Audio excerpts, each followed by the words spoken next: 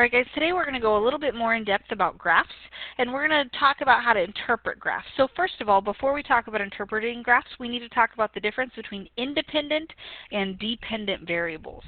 Now, independent variables is the variable that seems to happen naturally, and it's most often put on the x-axis. So what I mean by that is it's the variable that you can't really change. For example, time is a very common independent variable. Minutes, seconds, hours, you can't change that. It happens on its own. The dependent variable is the variable whose values are caused by the independent variable. And this is most often put on the y-axis. So how far someone's traveled, how much someone has eaten, how much something has grown. It all depends on the independent variable. So on the first page it says identify the independent and dependent variables for each relation. Then describe what is happening in each graph. So on number 1 it says the graph represents the speed of a car as it travels to the grocery store. So as you can see here, we have a graph with the x-axis and y-axis, and it's comparing time versus speed of a car as it travels to the grocery store. So first they want us to identify the independent and dependent variable. Independent variable happens naturally, and it's usually on the y-axis. The x-axis. Here's the x-axis. My independent variable is time. Now the dependent variable depends on the independent variable, and it's on the y-axis. So since time is the independent variable, speed is the dependent variable. Now, they just want us to describe this graph. Now, just be aware, I expect full sentences on this, capitalization and punctuation, and absolutely we are avoiding abbreviation. So, when describing the graph, the first thing that we want is to talk about what's happening right at the very beginning. So, at the very beginning, where time is at 0, the speed is also at 0. However, we can't just say at time 0 the speed is 0, because we don't talk like that. We have to describe this graph as if we were describing an actual event happening. If you were to go to your parents and say, at time 0 the car is going 0 miles per hour, they're going to look at you like you're crazy. You need to be descriptive so that it makes sense. So I think that a great way to start off this graph would say that the car starts at a standstill. That means when it starts, it's not moving. Next, I want to describe this section of graph right here. And if at any time you need to pause the video to write that down, that's fine. From here to here, I want to know what is happening to the car. As time is increasing, so is the speed. But we don't say it like that, because we don't say that like, as time is moving forward, the car is speeding up. That's not quite enough. So for me, I like to put it then accelerates for a period of time. We don't know how long it's accelerating, we don't know how fast it's going, but we can see that they are pressing the gas pedal, they're accelerating a certain amount for a certain time. You could also say something along the lines of, it then speeds up for a short period of time. Accelerates is just the word I like to use because we have an accelerator in the car. Okay? The next section that we're going to talk about is this thing right here. Now, this is really hard for a lot of people to read and understand because it's flat. And a lot of people want to say, well, that means that the car isn't moving, so maybe they got to the grocery store. However, that's not the case. From here to here, time is still moving, but the speed is not 0. That would mean that it would be down here. The speed is up here, which means it's going a specific speed and it's maintaining that speed. So next it maintains a constant speed for a while. That's like saying it like got up to the speed limit and it's continuing to go the speed limit. It's not going any faster or any slower. Finally, let's talk about this segment right here. In this short amount of time, the speed is decreasing. So we want to say that instead of the car is accelerating, then it decelerates to a stop because it comes to a complete stop right here. So the car starts at a standstill, It then accelerates for a period of time. Next, it maintains a constant speed for a while. Then it decelerates to a stop. So you want to describe the graph as if the situation is really happening. We want to put it into real-world terms. So let's try it again on number 2. The graph represents the balance of a savings account over time. So first I need to represent the independent variable, which is on the x-axis. So independent variable would be time. And the dependent variable is on the y-axis. So the account balance in dollars. Make sure you put the entire thing. You can't just put account balance. You've got to make sure we know what the account balance is being measured in. Dollars, cents, euros, hot dogs. Got to make sure we know. Now we can focus on describing the graph. So I'm going to start where the graph starts. Notice the graph doesn't start at the origin. So the account didn't start at $0. The account started with some money in it. We just don't know how much. So I'm just going to say that. The account starts with some money in it.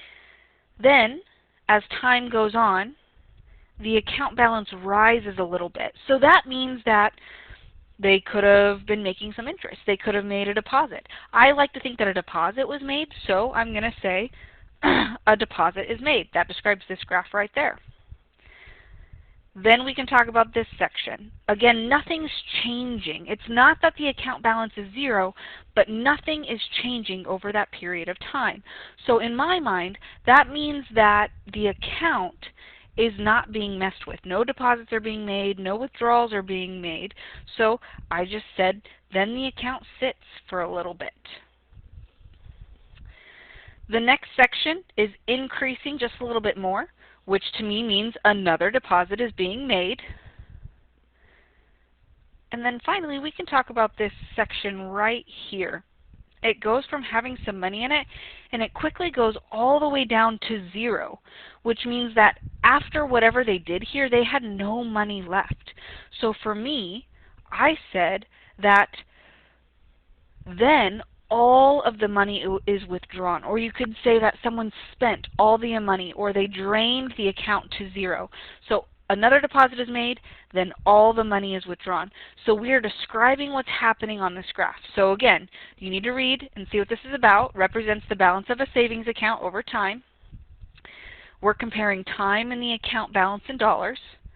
And just read to make sure this makes sense. The account starts with some money in it. A deposit is made. Then the account sits for a bit. Another deposit is made. Then all the money is withdrawn.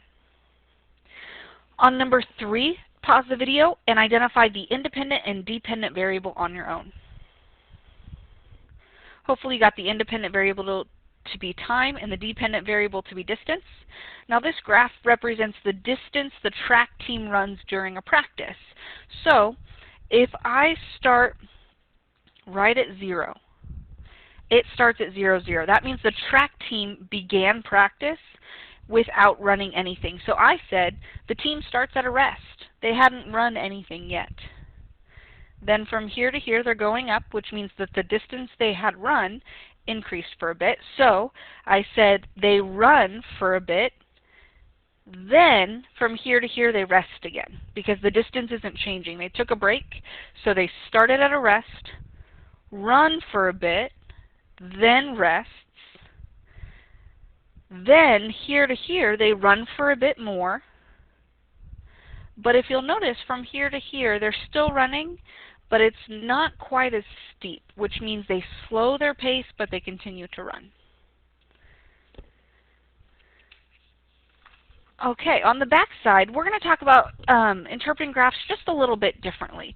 So what's going to happen is they're going to give you a graph, and we're going to answer a whole bunch of questions about it. Some of these questions are going to be about x-intercepts and y-intercepts, positive and negative, increasing and decreasing. So on number 4, we want to compare the height of a golf ball, right? So someone hits a golf ball.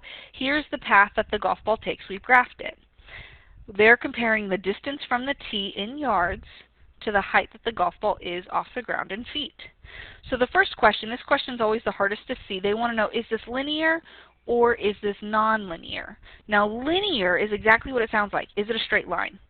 If it's not a straight line, then it's nonlinear. Well, this is clearly not a straight line, so I'm going to circle nonlinear. Now they want to know what the x-intercept and the y-intercept are. These have to do a lot with the x and y axis. An x-intercept is where the graph crosses the x-axis. So remember, the x-axis is this guy right here. And they want to know, where does my graph intersect that axis? Where does it touch that axis? Well, if you'll notice, it touches it in two places, one right here and one right here. So we actually have two x-intercepts, and that's totally okay. We write them as ordered pairs. Now, if you need a reminder of how they're written, it's x comma y, it's going to look something like this. So this first ordered pair, the x value of that point is going to be 0, and the y value of that point is also 0. Now if I look at the x-intercept of this point, the x value is at 120.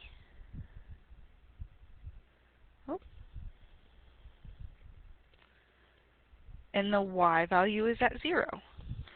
So I have my two x-intercepts, 0, 0, and 120, 0. Now they want the y-intercept. The y-intercept is just like the x-intercept, except it's where the graph crosses the y-axis. So here's my y-axis, and it's crossing right there.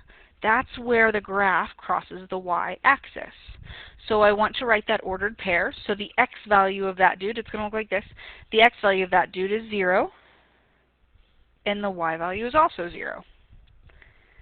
Now hopefully you'll notice that one of the x-intercepts is exactly the same as one of the y-intercepts, and that's okay, because when that happens, it has to be the origin.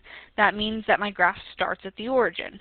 So I have two x-intercepts, two places where my graph crosses the x-axis, and one y-intercept where it crosses the y-axis. Now the next part is very important. In the next part, they want us to interpret the intercepts. Notice this doesn't say interpret the graph. They just want you to tell them what's happening at those intercepts that you found, nowhere else. Now, since one of the x-intercepts is the same as one of the y-intercepts, you don't have to describe what's happening there twice. You just have to tell me what's going on. So that's where I'm going to start. So at this point, if I look mathematically, on the x-axis, it is 0 yards from the tee, the ball is, and on the y-axis, it is 0 feet off the ground. However, if you were to go up to your sister or your cousin and you were to say, 0 yards from the tee, the ball is 0 feet off the ground, that doesn't make any sense. That's not how we talk.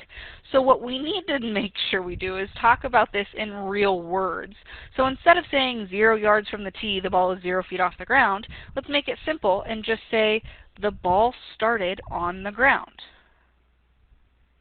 Now that handles my first intercept. My second intercept is this guy over here. I don't care what's going on this graph. That's not what I'm asking about. I only want to know what's happening at that point. At that point, the ball is 120 yards from the tee, and it is 0 feet off the ground. So that means when the ball was 120 yards from the tee, it landed on the ground again. And that's all you need to say. When the ball was 120 yards from the tee, it landed on the ground.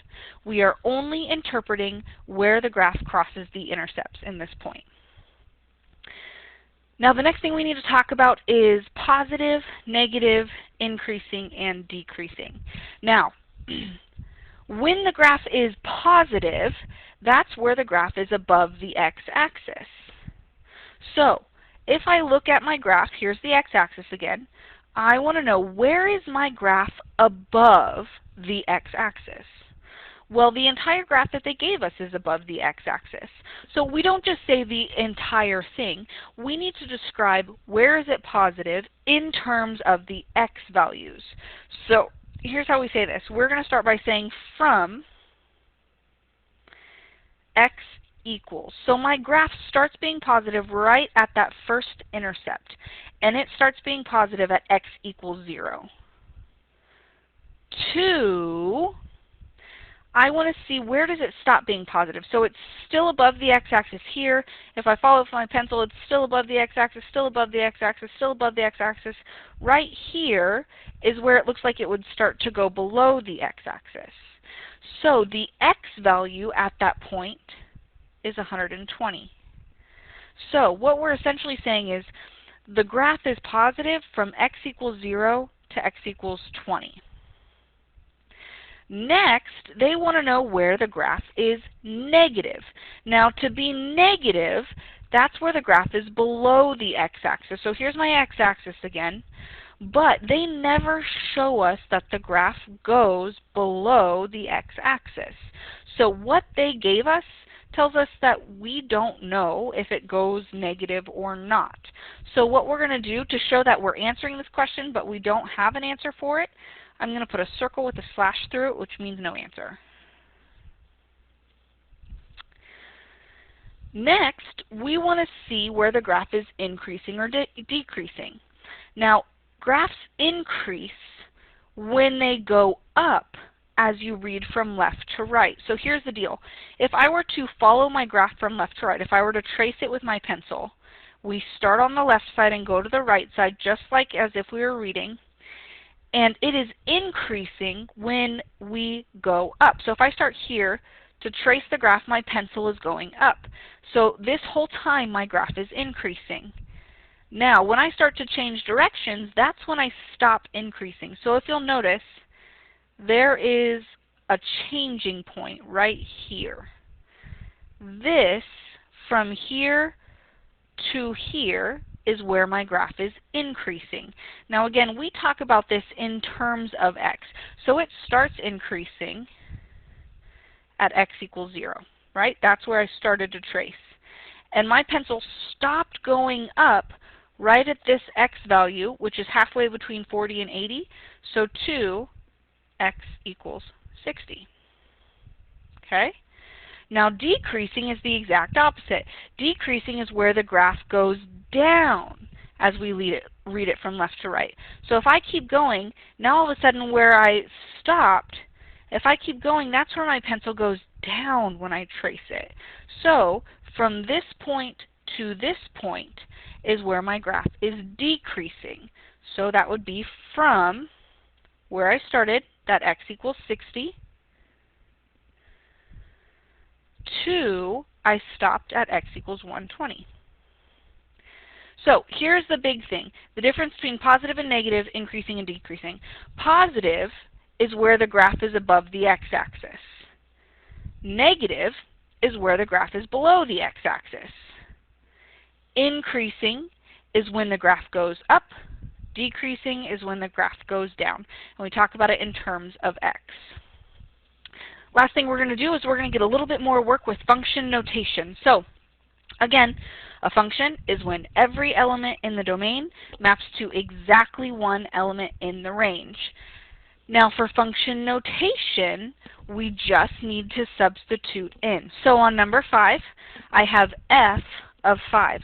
Now it says f of x equals negative x plus 3, and g of x equals 2x squared plus 7. Find each value. So here's the deal. You need to figure out which function you're going to be using. This starts with an f, so I'm going to use this guy. I would like you to take this guy and copy it down here. F of x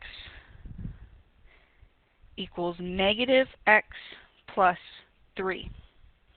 Now notice, they don't want f of x, they want f of 5. So everywhere we see an x, we're going to substitute in a 5. To do that, we need to put parentheses around every place that there is a variable. Now notice the variable has a negative sign in front of it. I'm not putting my parentheses around that negative sign. I'm putting my parentheses just around the variable. So f of x equals negative x plus 3. Now let's substitute 5 in everywhere we see a variable. F of 5 equals negative parentheses 5 plus 3. That's making sure that we're using a negative 5 instead of a positive 5. So I want a negative 5 plus 3. So f of 5, bring that down, is negative 2. Box your answer. Number 6, g of negative 4. I want to use the function that starts with a g, so I want to use this guy. So let's copy it down here. G of x equals 2x squared plus 7. Everywhere I see the variable, I want to put parentheses around it. So here I have an x. I do not want to put parentheses around anything but the variable. Now we can substitute negative 4 in for x. So g of negative 4 equals 2 parentheses negative 4 squared plus 7. And remember, the reason that we do that is because I want to make sure that I'm squaring negative 4, not taking the opposite of 4 squared. Now we can simplify. So if you put this all into your calculator, that's okay. Make sure you have your parentheses. So you want to make sure you have 2 times negative 4 parentheses squared plus 7. And that'll get you a result. So let's make sure that's really what we need to do. Order of operations, we need to exponent first. So g of negative 4 equals 2, come on down. Negative 4 squared is negative 4 times negative 4, which is a positive 16, plus 7. Then we can multiply. 2 times 16 is 32. So g of negative 4 equals 32 plus 7. Well, 32 plus 7 is 39. So g of negative 4 equals 39. All right, number 7, we want to do f of negative 1. So since it's f of, we want to use this f of x. So let's bring that on down. F of x equals negative x plus 3. Everywhere you see a variable, please put parentheses around it. Do not include the sign. I just want the variable. Now we can substitute negative 1 in. So f of negative 1 equals negative, parentheses, negative 1 plus 3. The opposite of negative 1, so this is like saying the opposite of negative 1 is just a positive 1. So this is really 1 plus 3, and 1 plus 3 is 4. And make sure you have that f of negative 1 every step. I want to make sure we see that notation. Now go ahead and pause the video and do number 8 on your own. Okay, hopefully you started with g of x equals 2x squared plus 7 with your parentheses. And so g of 3 is 2 times 3 squared plus 7. So 3 squared is 9 times 2 is 18 plus 7 is 25. All right, if you have any questions, please come see me.